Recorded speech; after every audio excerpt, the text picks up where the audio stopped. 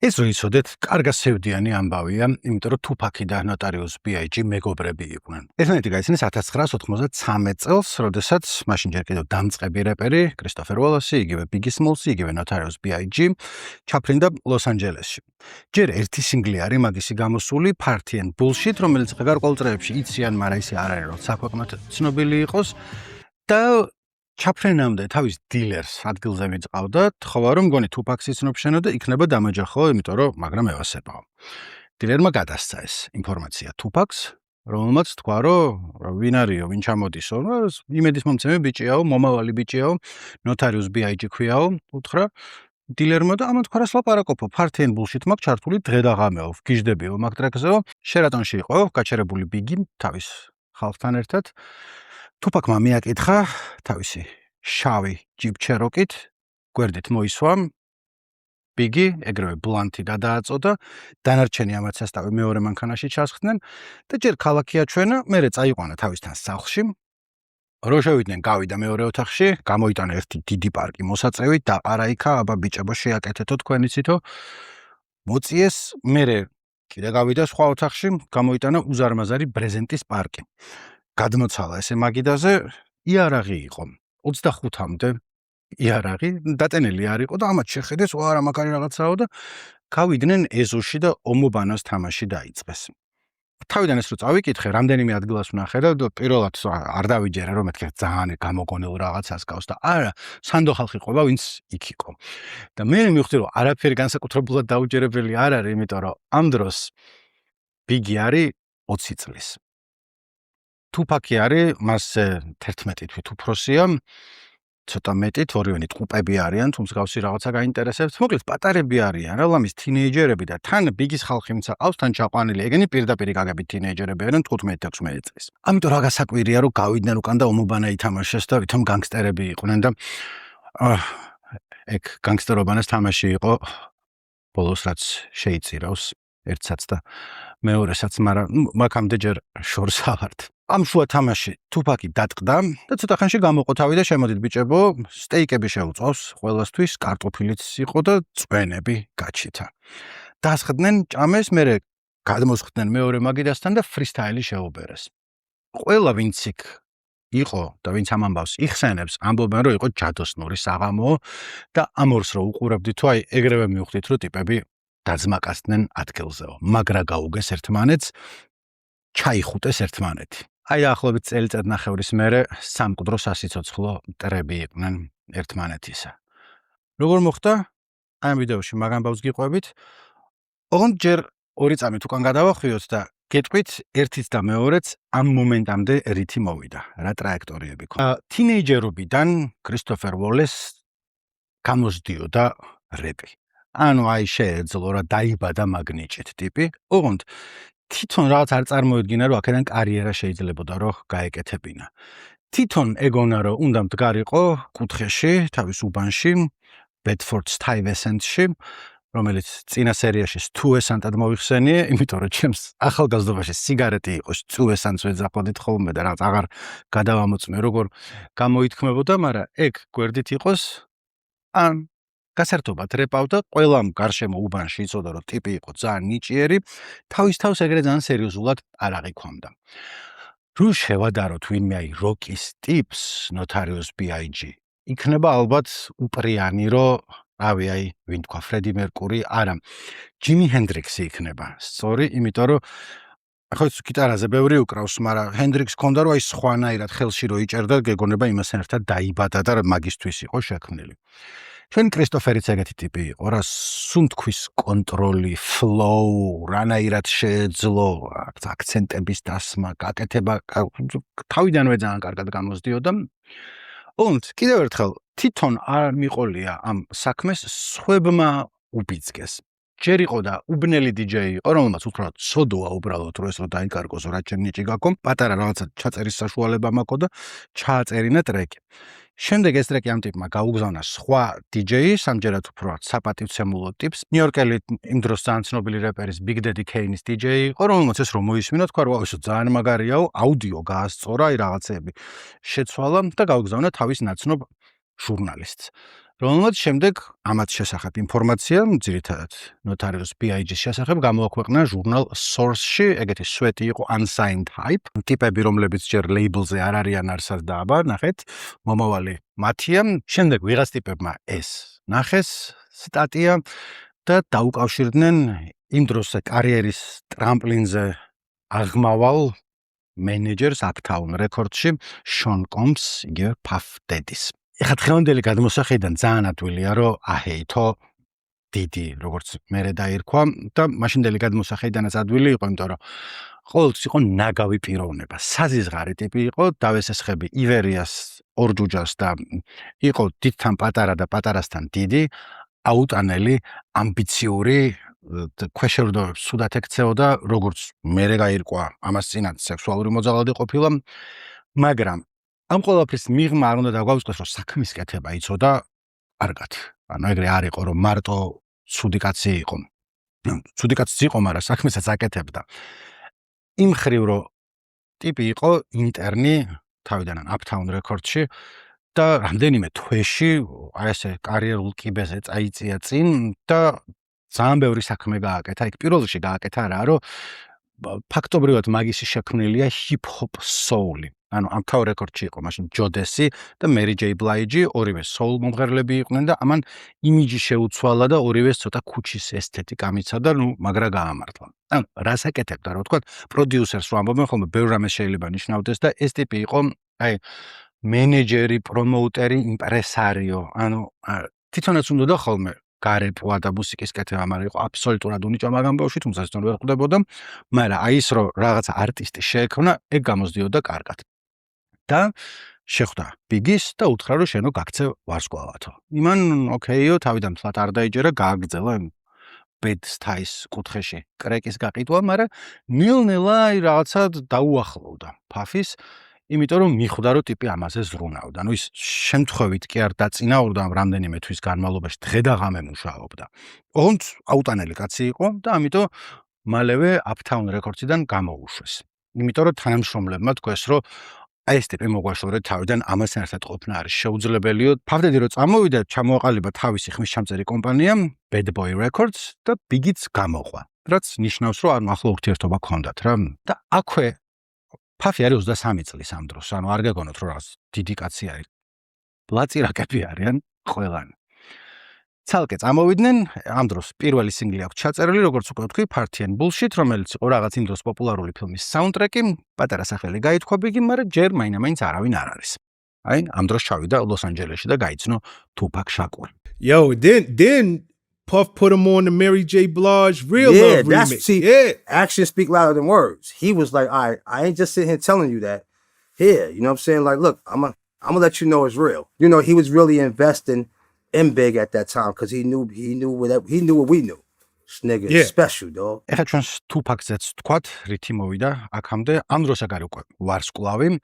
ოღონდ ცოტა გაუგებარია, რომ არის რეპერი, რომელიც ფილმებში თამაშობს, თუ არის მსახიობი, რომელიც თან ალბომებს უშვებს ხოლმე, იმიტომ რომ ორი ალბომი აქვს გამოშვებული და რახან ის Jimi Hendrix შევადარეთ, მოდი ესეც რაღაცნაირი პარალელი რო გავავლოთ Tupac-ისა, ყველაზე უპრიანი იქნება რომ Kurt Cobain-ი ვთქვათ, იმიტომ რომ ნუ ორივენი 90-იანების ტიტანები არიან. Tupac-ს ჰქონდა რაღაც სხვანაირი ენერგია, ქარიზმა ჰქონდა გიჟივით, ანუ რაღაც RPG-ებში რო არის, კომპიუტერის თამაშებში რო 100 რო აქვს ვიღაცას, ამას ჰქონდა 110.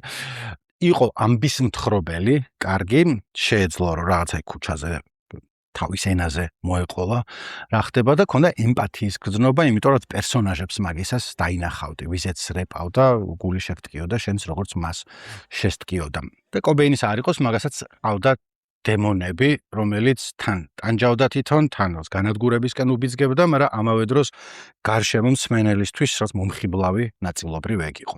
ეხლა როგორც მუსიკოსი რა პონჩია რომ მაინც ხა კრიტიკოსების აღფრთოვანება არ დაიმსახურა, იმიტომ რომ ალბომებად თავიდან ბოლომდე არ ვარ, ანუ რამდენიმე კაი სიმღერა, პირველში არის განსაკუთრებით Brenda's Got a Baby, რო თქვი რა ემპათია და რაღაცა ამბის მოყოლა თქვი, ეგ არის მან უმაღლეს დონეზე არის რა მძიმე სიმღერაა რა.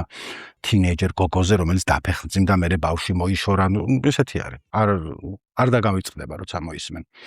და მეორე ალბომში არის I Get Around, რომელიც ჰიტი იყო თავის დროზე უფრო ზუსტად ფართი. და ეს პირველი ალბომი რო გამოვიდა, ესეთი ცუდი ამბავი მოხდა, რითაც გაიგო ბევრმა Tupac Shakuris სახელი. ვიღაცა ბიჭი მანქანით ღამე მიდიოდა, პოლიციამ გააჩერა, Tupac-ს უსმენდა ეს ბიჭი და პოლიციელი რომ მივიდა, ამან ამოიღო და დაუშვა აგრევე და მოკლა.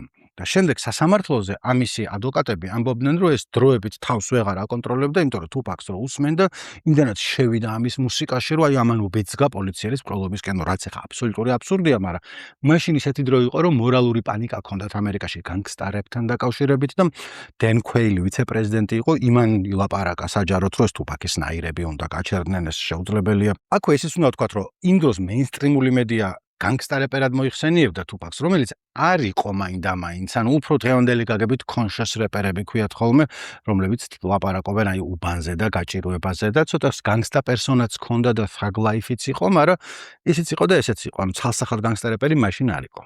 მერე უფრო კი. ამის პარალელურად Tupac-ი თამაშობდა ფილმებში და რითაც სახელი გაითქვა როგორც მსახიობმა, იყო ფილმი Juice, სადაც შეასრულა ანტაგონისტის რაღაცნაირი დაძაბული ბიჭის ბიშოფის როლი, რომელიც ძალიან კარგად შეასრულა, ძალიან კაი გამოხმაურებები ჰქონდა და ვინც Tupac-ს იცნობდა მანამდეც და მერეც, ყველა ამბობდა, რომ აი ამ როლის შესრულების მერე ტიპი შეიცვალაო. იმიტომ რომ წინა სერიაში ვახსენე, რომ თინეიჯერობაში Tupac იყო რაღაცნაირი გრძნობიარე ნაზი ტიპი, რომელიც აი ლექსებს წერდა, პოეტი იყო, რაღაც სპექტაკლებში თამაშობდა და ამ როლის შესრულების მერე უფრო რაღაცა გაძველბიჭდა, როგორც ამბობენ ხოლმე და მერე ქონდა ეს პერსონა რა ქამელეონს ადარებდნენ ხოლმე სამმა სხვადასხვა ადამიანმა ესე დაახასიათა, რომ აი ამ სასტავში ესე მოიქცეოდა, იქ სხვანაირად და მუსიკაშიც ეგრე იყო, ანუ თან thug life-ს ამბობდა, რომ thug არის აჩახს ნიშნავს სავით ეტიმოლოგია არ მომაყოლს და Tupac-ი ხან სრული სერიოზულობით ამბობდა, რომ thug life, მე ვარ thug-ი და ხან ამბობდა, რომ thug life ნიშნავს the hate you give little infants fucks everybody. რომ აი ესო რაღაცა ფილოსოფია არისო. ამ ფრაზას მე ვერ ვიტან, იმიტომ რომ little infants ისე ჩვილები პატარები არიან, არც განსაკუთრებულად ბრძნულია და არც არაფერი, მაგრამ ჩანს რა, რომ სხვადასხვა ხან ესე იყო, ხან ესე იყო. მაგრამ მოკლედ იმ 93 წელს, როცა ბიგი გაიცნო, მაშინ იღებდნენ ფილმში Poetic Justice Janet Jackson-თან ერთად და იყო საქვეყნო ცნობილი ტიპი. ან ნომერი პირველი რეპერი არ იყო, არანაირად, მაგრამ ამერიკაში ქუხდა მისი სახელი. On the set, the motion picture Juice, Fab Five Freddy with one of the stars of the movie, Tupac from Digital Underground. You from Oaktown? I'm originally from New York, but I live in Oaktown There we go. My man went cross country to get large, coming back to get larger. Still getting paid. Tell us about you getting crazy papes. Tell us about your character in this movie because I know you're the villain. Yo, I play me, straight ruthless villain, straight killer, straight take no scissors. You know what I'm saying? Straight popping partners. Go ahead. You know what I'm saying? Kick Yo, that flavor. Tupac will go ahead and rock this. ხო და ვიდრე ამათ კონფლიქტზე გადავიდოდეთ, 2 წამი მოდი მეგობრობით დავტკბეთ, იმიტომ რომ აი რაც წელიწად ნახევრის განმავლობაში ახლო მეგობრობა ჰქონდათ. ერთი იმიტომ რომ ბიგიც ხშირად ჩაფრინდებოდა ხოლმე ლოს-ანჯელესში საქმეებზე, ან რადიოსთვის ინტერვიუ უნდა მიეცა, ან რაღაცა პატარა კონცერტი ქონოდა. Tupac-იც ხშირად ჩადიოდა ნიუ-იორკში. ეხლა ამ დროს Tupac-ი მაინც კალიფორნიელი არ არის, იქით ცხოვრობს, მაგრამ დაბადებული და გაზრდილი არის ნიუ-იორკში.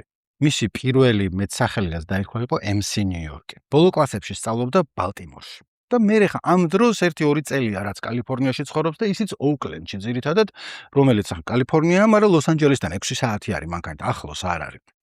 ამიტომ ეგრავს West Side-იდან ტობა ჯერ საერთოდ არ აქვს, უფრო ნიუ-იორკელი არის ვიდრე რაღაცა სხვა და მოკლედ მისვლა-მოსვლა აქვს აქეთ-იქით, რო ჩაფრინდება ხოლმე ნიუ-იორკში Tupac-ი ამას მიაკითხავს და იქ გარშემო ხალხი იხსენებს, რომ რამდენიმე დღე შეიძლება მთელი დღე ერთად ყოფილიყვნენ ესენი გაეტარებინათ და როცა ბიგი ჩაფრინდება ლოს-ანჯელესში, Tupac-ი ხვდება აეროპორტში მანქანით, მოყავს თავისთან სახლში და მარტო ეგ კი არა, ამისი საძმო ვიღაცები და აცხოვრებს თავისთან, სადღაც საქმეზე რომ მიდის, ესენი იქ Tupac-ის სახლში არიან და ვიდეო თამაშებს თამაშობენ და მუსიკას უსმენენ და პლანს ეწევიან, თან Tupac-ი გაჩავდა ტიპს ყველგან. ან თუ რაღაცა კონცერტი ქონდა, გამოყავდა ხოლმე სცენაზე, ისე გამოუცხადებლად და აბა ფრისტაილი შეუბერე და ნახეთ რა მაგარი ბიჭია და ამას მიაქციეთ ყურადღება და ბევრმა თქვა, რომ მანქანით რო დადიოდა, ჩაწეული ქონდა ფანჯრები და მთელ ხმაზე აღრიალებდა ფართიან ბულშიტს, ბიგის სიმღერას, რომ ვიღაცა რო შეხედავდა, რომ Tupac-ი მოდის, აბა ნეტა რას უსმენს და მოკლედ.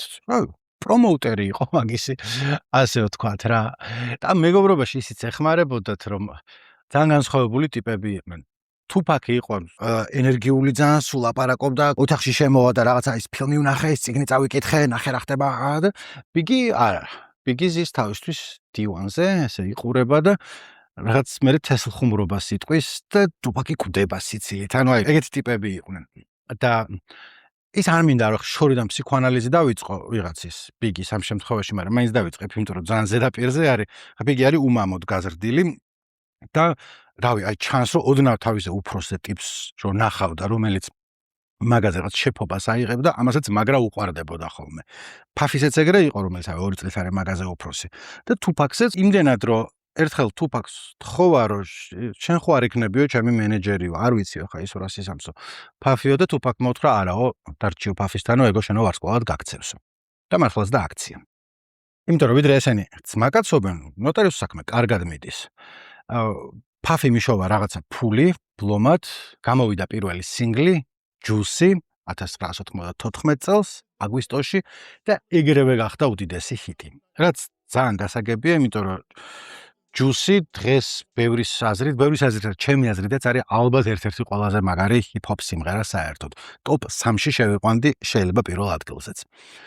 ერთი თვის მერე გამოვიდა ალბომი Ready to Die, რომელიც გამოსვლისთანავე აფეთქდა. ანუ აი მარტო Notorious B.I.G-მ დააბრუნა ჰიპ-ჰოპი ნიუ-იორკში. ესე ამბობდნენ, იმ წუთიდან იყო უდავო მეფე ნიუ-იორკის ჰიპ-ჰოპის და ყველა ესე იყო, რომ ნახე აქამდე კალიფორნიელებს ავდათ წაყვანილი ჩვენი რეპი და ახლა ბიგიმ დაგვიბრუნა უკან, იმიტომ რომ იყო მაღალი ტექნიკური დონით, ამბებსაც მაგრაყვებოდა, პროდაქშენი კარგი იყო გაკეთებული.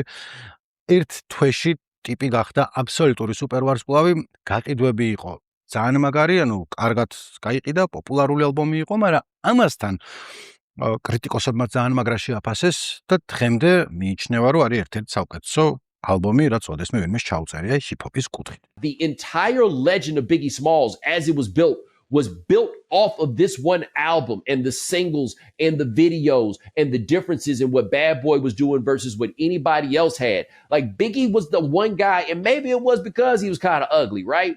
He was the one dude that had figured out how you could rap, make music for women without it sounding like you were pandering to them, right? Without sacrificing any hardcore credibility.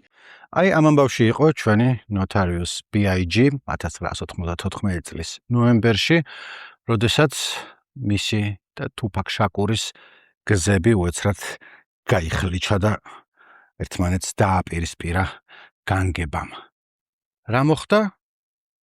ხალ გეტყვით, მაგრამ ჯერ ვნახოთ თუპაკ შაკური რა შვება ამასობაში. კარგად მისდის საქმეები?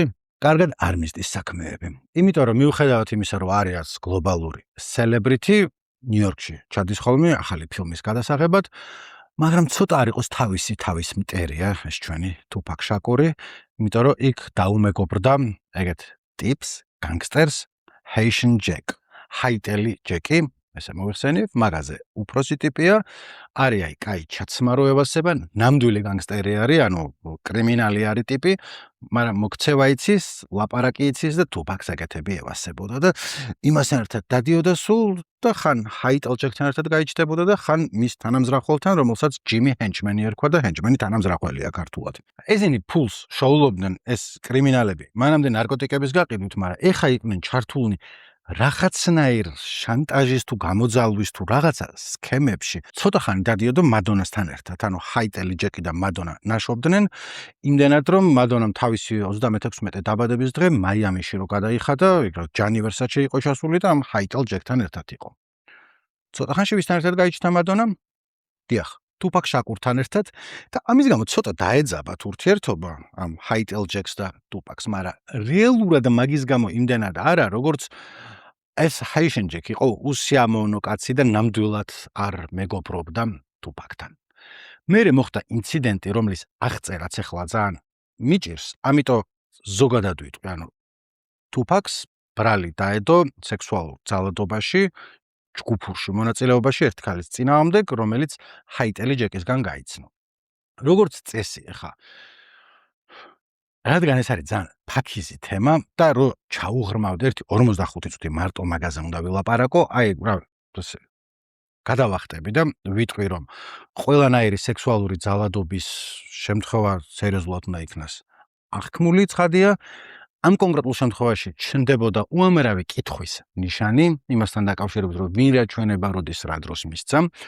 თვითონ ტუპაკი აი მთელი ცხოვრება გააფთრებული ამბობდა რომ მსგავს რაღაცას მე არასდროს არ გავაკეთებდი და ნუ ამბობდა რომ გაუჩალიჩეს. როგორც წესი ახლა კაცი რო ასეთ მდგომარეობაში ხდება ხოლმე და მებრძვიან გამიჩალიჩეს, არ არის ხოლმე ადვილი დასაჯერებელი. ტუპაკის შემთხვევაში რა შეიძლება, იმიტომ რომ ყავდა ტრები, ამ შემთხვევაში ეს ჰაიტელი ჯეკი მართლაც და გამომძალველი და რაღაცნაირი ეგეთი ტიპი იყო და მეორე უკვე სასამართლო პროცესზე ამბობდა რომ ეს მოსამართლე ჩემ წინააღმდეგ არის განწყობილი, იმიტომ რომ განგსტერეპერს მიწოდებენ და ნუ მართლაც და ქვეყანაში იყო განწყობა ეგეთი რომ ტუპაკ შაკური და მსგავსი განგსტერეპერები ცოტა უნდა მიიჩაგრონ. ამგვარად რაღაცას არც ესე ვიტყვი და ვერც ისე ვიტყვი, უბრალოდ ამბავი იყო მოკლედ ესეთი. რომ ტუპაკს აქვს სასამართლო პროცესი, მთელი ფული მიდის პროცესში, აქვს თავი მოჭრილი, იმიტომ რომ სექსუალურ ძალადობაში ედება ბრალი და ამ დროს გზადაგზა აღმოჩნდა რომ პროცესის დროს ჰაიტელი ჯეკის საქმე ცალკე გავიდა, იმან რაღაცა დაბალი დონის რაღაცა აღიარა და ციხე იმას საერთოდ არ ემუქრება. ტუპაკი არის რომ რანაირად, ანუ ტიპი როგორ მოხდა რომ თუ ვინმე რამე ცუდი გააკეთე, ის იყო. ის გამოძვრა, წყლიდან მშრალი გამოვიდა, მე აქ ვარ სასამართლოზე, რა შეასაქმე? ეგ არის ჩამშვები. ჰაიტელი ჯეკი არის ბოსი. და ამას ეხა თავშეკავებული კაცი არ იყო ტუპაკ შაკური, ამბობდა საჯაროდ და ყველა გარშემო აფრთხილებდა რომ არ შეიძლება ეს ტიპი არის განგსტერი. საშიში კაცია, რაღაცას გაგიჩალიჩებს, მოერიდებ. მაგრამ მურიდება არ იყო ამის ძლიერი მხარე და ამ დროს ტუპაკი არის სრულიად გაღარიბებული. კაპიკი აღარა აქვს ჯიბეში, იმიტომ რომ მანამდეც ისე ცხოვრობდა, ხურდა არ მინდა და გავისროლოთ დოლარები ყველგან. ეხლა მთელი ფული სასამართლო პროცესზე მიდის და თუ სადმე რამე საშუალება მიდის და ფიჩერს წერს იქ. სწორედ ამ 94 წლის ნოემბერში ჯიმი თანამზრახველმა დაურეკა და უთხრა რომ აქ არის Little Shonio, ვიღაცა ტიპი, რომელიც ამას ჩაწერეო ვერსიო და $7,000 მოგცემო. ტუპაკმა კარგიო და წავიდა მანჰეტენის კოდ სტუდიოში თავისი $7,000 ასაღებად. თუმცა მაქამდე არ მისულა საქმე და იქ მოხდა ინციდენტი, რამაც შეცვალა მთელი თანამედროვე ჰიპ-ჰოპი. რა ინციდენტი იყო ეს? ერთ წუთში გეტყვით, მაგრამ ჯერ უნდა გითხრათ როგორ დაეძაბათ ურთიერთობა აქამდე პარალელურად Biggie Smalls და Tupac-ს, იმიტომ რომ მე უფრო გასაგები იქნება რა ჟუაში არის ამ ყველაფერში Notorious B.I.G. I'm leaving it in the hands of the jury. I'm learning a lot about people's innermost fears in this trial because it's not even about my trial no more. It's just about loud rap music, tattoo having thugs. It's not even about me no more. It's about, some nightmare that these people having. He's definitely guilty. Anybody with thug life tattooed on their stomach is guilty. What type of reasoning is that? ერთი დაეძაბათ იმაზე, რომ ნოტარიუსი ამას ეუბნება, რომ ჰაიტელ ჯეკთან ნუ მეგობრობ, იმიტომ რომ არის საშიში ტიპი და უსიამოვნო ტიპი და არ გინდა კარგს არაფერს არ გადაყრის ეგ ტიპი. ტუპაკი ამაზე იძაბება, იმიტომ რომ ერთი მე თვითონ ვიცი ვისთან მემეგობრებდა რაღაცა, მეორე რაღაც თავიდან რამდენიმე თვის განმავლობაში ეს ტიპი მაგრაევასება და ბაძავს და რაღაცა ნამდვილი განგსტერი, კარგად ჩაცმული გამოდის, რავი, მადონასთან არის, ხო ხდებით არა?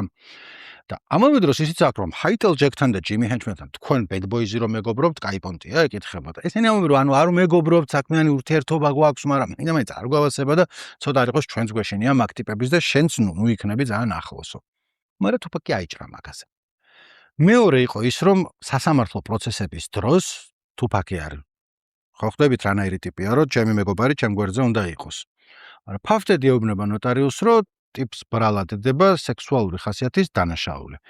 სასამართლოზე არ მიხვიდე და მაგის გვერდით არ დაждდე, ეხლა წყდება შენი ბედი, ეხლა უნდა გამოვიდეს შენი ალბომი და დამატებითი ნეგატიური ყურადღება მაგასთან დაკავშირებით არ გვინდა. ისე ცალკე მიდი და ნახე რამდენიც გინდა. მართლაც ბიგი მიდიოდა ცალკე რაღაცა მოიკითხავდა ხოლმე, მაგრამ ხალხში ტუპაკთან ერთად არ ჩნდებოდა.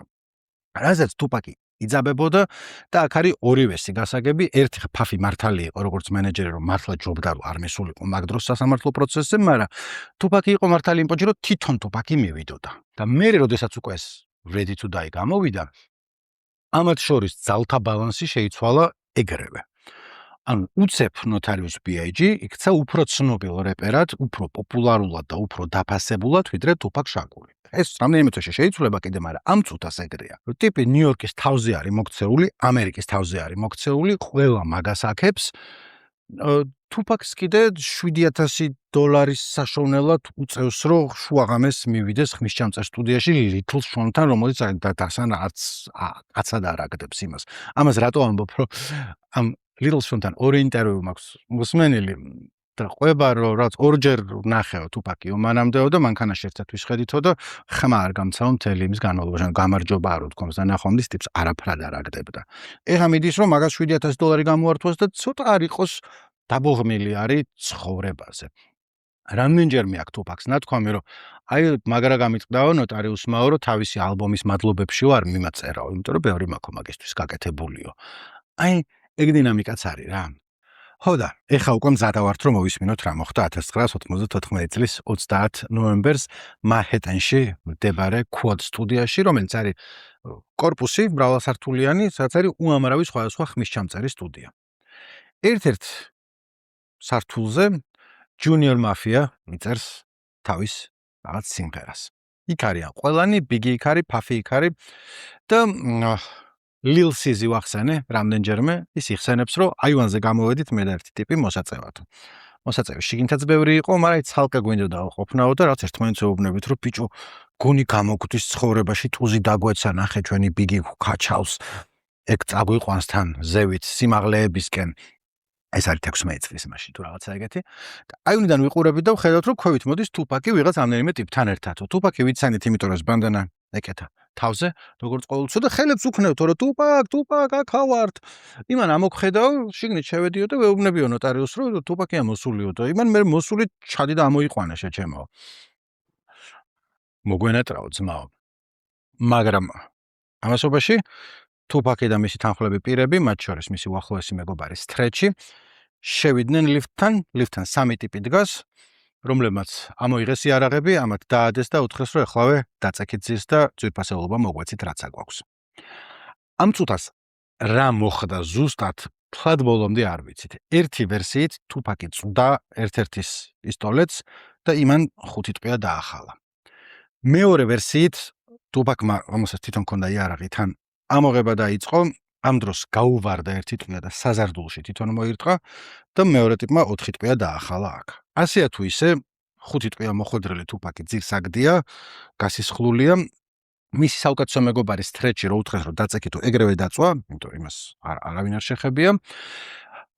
თავდამსხმელები მივიდნენ თუპაკთან, ჩამოგლიჯეს კისრიდან ძეწყვი თუ ჯაჭვი, ბეჭდები ააცალეს და წავიდნენ. გასისხლიანებული თუპაკი, რომელიც გონია რომ არ ყვდება უკვე, შევიდა ლიფტში, მიაჭირა მე-10 სართულს ხელი, ავიდა Bad Boys-თან და გამოვიდა და დაინახა, რომ იქ სასტავი დგას და როგორც მე იხსენებს, მოჩვენების სახე მიიღესო. გაუკვირდათ ჩემი იქ დანახვაო. ამასობაში მოვიდა სასწრაფო, პოლიცია ეს საკაცზე დასვეს, პაპარაცები ფოტოებს უღებენ.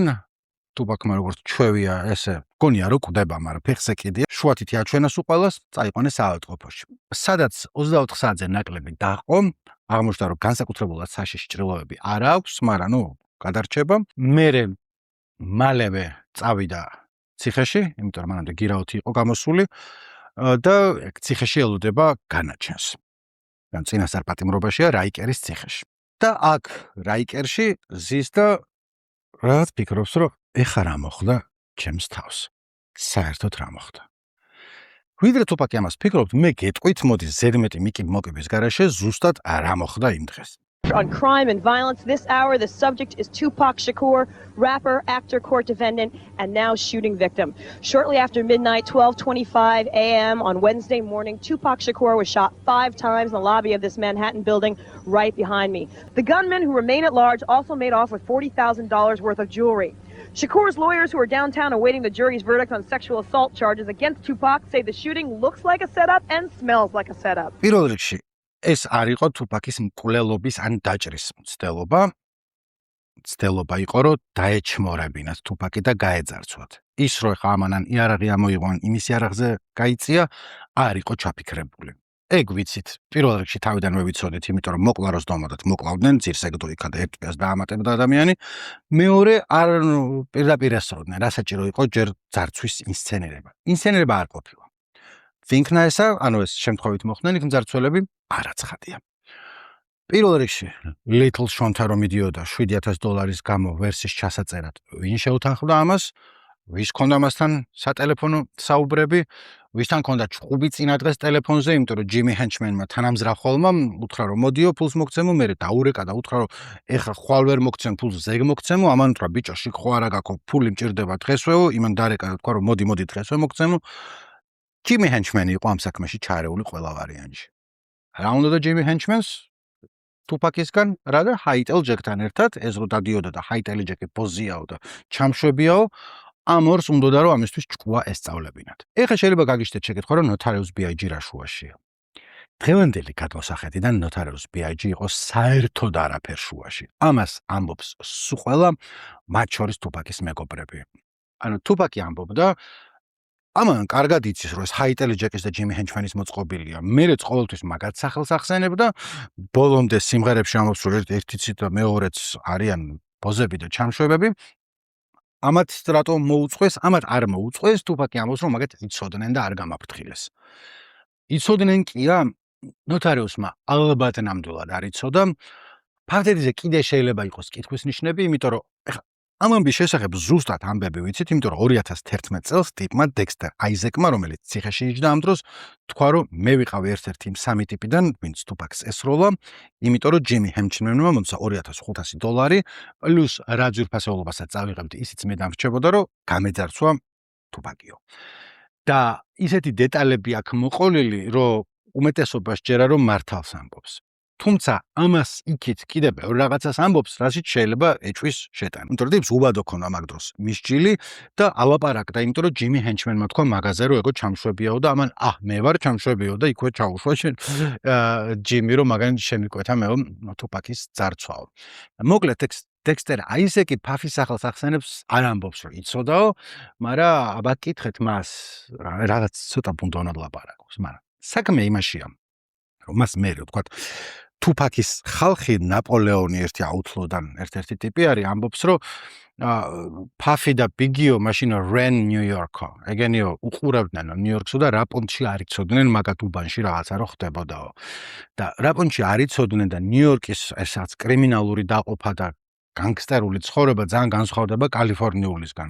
იმ ხრივ რომ არც Notorious და არც Puffy მაინც განგსტერები არც ყოფილან და არც თავი არ დაუდიათ. ხა Puffy-ს ჰქონდა ურთიერთობა ვიღაცა კრიმინალებთან, იმიტომ რომ მაშინ სულ ყველას ჰქონდა, მაგრამ თვითონ აი რაღაცა ლიდერი გენგის არ ყოფილა და იმის თქმა მინდა რომ ჰაიტელი ჯეკი სავარაუდოდ თავს ვალდებულად არ მიიჩნევდა რომ ან ერთი და ან მეორე საქმის კურსში ჩაეყენებინა რამენაირად.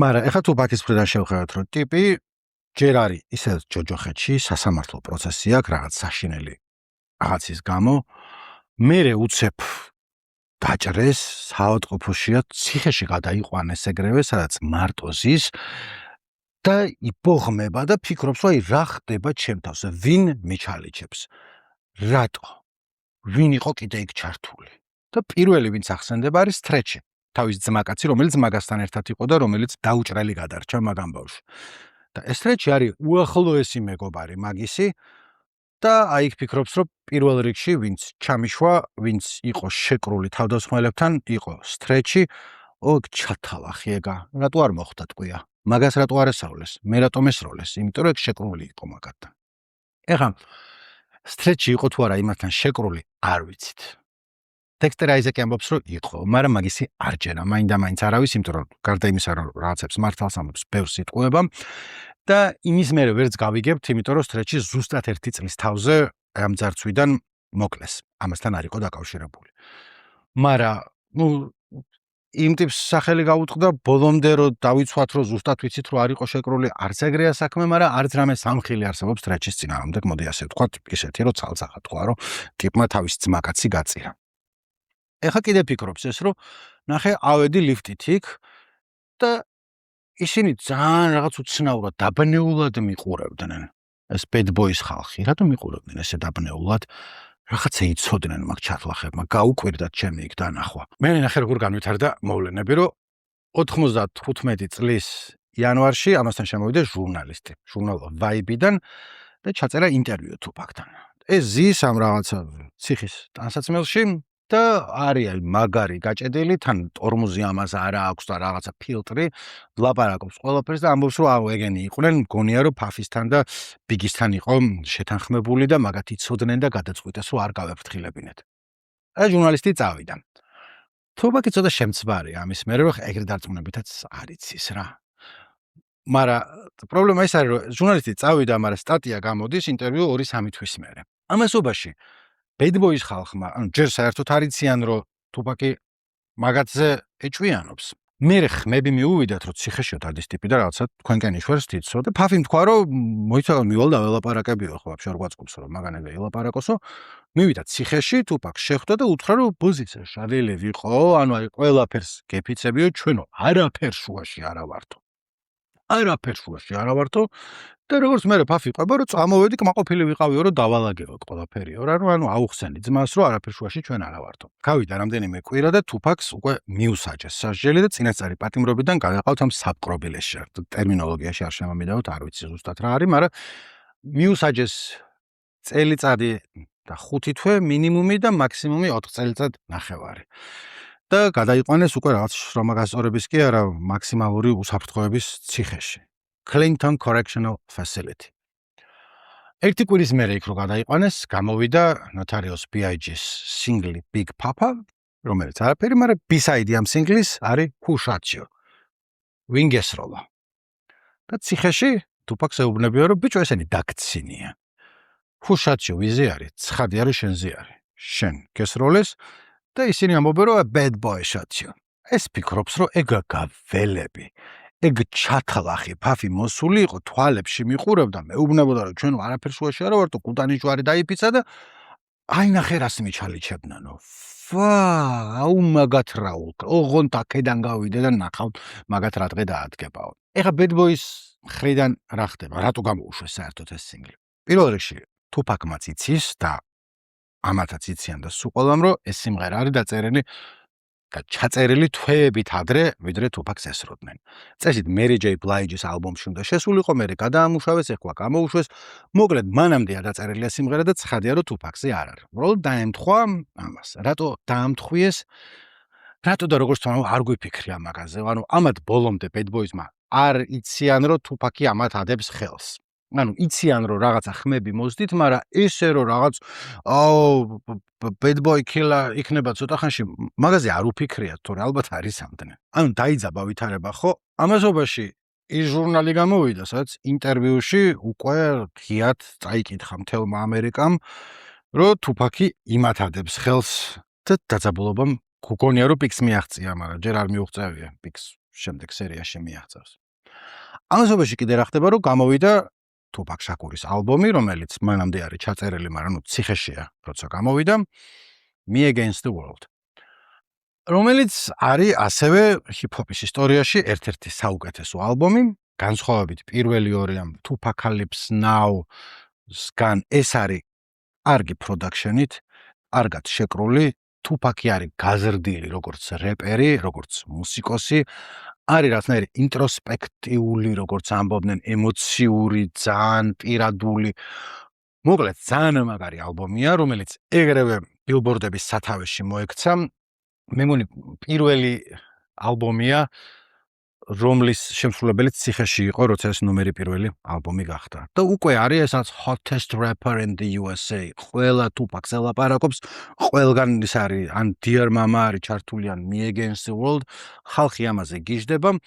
ეს კიდე ამ დროს ციხეში ლპება და თან ეს წარმატება ამას მაინც იქ არ უშვება არაფერს. პირიქით, ურთულებს საქმეს, იმიტომ რომ ეს რაც სელებრიტების ციხეში კი არ არის, მძიმე ციხეში არის, სადაც ცუდად ეკცევიან, ანუ ცუდად ეკცევიან რას ნიშნავს, რომ ამისი ადვოკატი ამბობს, რომ ერთხელ მივედი შესახვედრად და რაღაცა გავხსენი პორტფელი, თუფაქს ველაპარაკები და ამ დროს ორი ტიპი შემოდის, ანუ ეს დაცვის წევრები და ამბობენ, რომ ეხლა უნდა გავჩხრიკოთ თუფაკი და ხელთათმანს იკეთებენ, რომ გავჩხრიკოთ, არა ტრაქშტიდი შეუყონ, რომ რამე ხო არ შემოიტანე აქ და ეს ეუბნება ადვოკატი, რომ რა საჭირო არის, ანუ ხო შეგიძლიათ რომ ეს არ გააკეთოთ და ესა უკაცრავად წესია თუ რაღაცა დამამცირებლად ეკცევიან და იმიტომ რომ ეს რახან არის განგსტა რეპერი, აი ეს რაც ცუდი ციხე რო არის ფილმებში რო გინახავთ ხომ ციხის უფროსები რო უსიამოვნო ტიპები არიან, რაღაც აი მაგას ვაჩვენებთ, მაგარი რეპერი ხარ, მოდი ახლა ეს ფაფაშენს აღამოს კარგად არ შეგხვდება თუ რაღაც.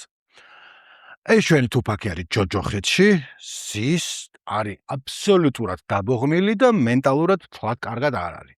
მანამდე ხა პარანოია და რაღაცა ისეაც გქონდა, თვითონაც კარგად ღიად ლაპარაკობს ხოლმე თავის ტექსტებში და ეხა არის ასო წარკვეთილი. In my moment of pain, when I was shot 5 times in jail for a crime I didn't commit, while every other black person, I mean whoever, they was fucking babies in the ass or killing bitches and cutting them in 50 pieces. These niggas got support.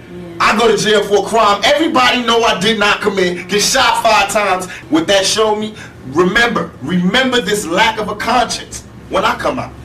Remember this lack of mercy when I come out. Remember this lack of compassion when I come out. But now I come out, everybody want to calm down and relax and forget what you said. Niggas is hypocrites.